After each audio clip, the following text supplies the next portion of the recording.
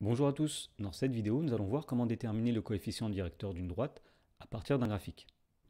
Dans l'exemple, on nous dit que dans un repère, on a représenté une droite D, et donc nous avons une droite ici qui a été représentée, et on nous demande de déterminer le coefficient directeur de cette droite de deux façons différentes.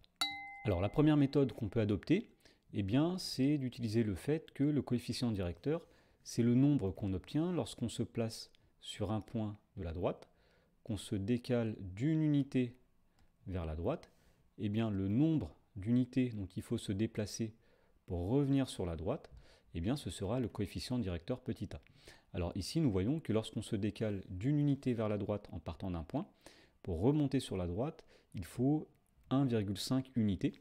Donc ici, nous pouvons dire que graphiquement, le coefficient directeur vaut 1,5, ou plutôt, on devrait dire, vaut environ 1,5. Le désavantage de cette méthode, c'est qu'elle n'est pas forcément très précise. Alors, pour être sûr que le coefficient directeur vaut bien 1,5, nous allons utiliser une deuxième méthode. Et donc cette deuxième méthode va consister à utiliser la proposition suivante. Si D est une droite qui n'est pas parallèle à l'axe des ordonnées, comme c'est le cas sur la figure, si grand A et grand B sont deux points situés sur cette droite, le coefficient directeur de cette droite, petit a, il est obtenu en faisant YB moins YA divisé par XB moins XA. Autrement dit, on fait la différence des ordonnées divisé par la différence des abscisses. Donc l'idée ici, ça va être de choisir deux points sur la droite. Alors si possible, des points dont les coordonnées sont plutôt faciles à lire. Donc par exemple ici, le point A qui a pour coordonnées moins 2, moins 4. Et le point B qui est ici, qui a pour coordonnées 0, moins 1.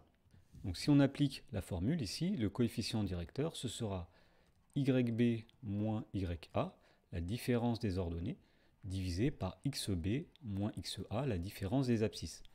Alors, YB, nous avons ici que c'est moins 1, moins YA, nous savons que c'est moins 4, donc moins 1, moins 4. XB, c'est 0, l'abscisse de B, et l'abscisse de A, c'est moins 2. Donc 0, moins 2. Autrement dit, ici, nous avons moins 1, moins 4, c'est-à-dire moins 1 plus 4, ça donne 3, divisé par 0, moins 2, 0 plus 2, ça donne 2. Et on retrouve bien ici que le coefficient directeur vaut 1,5.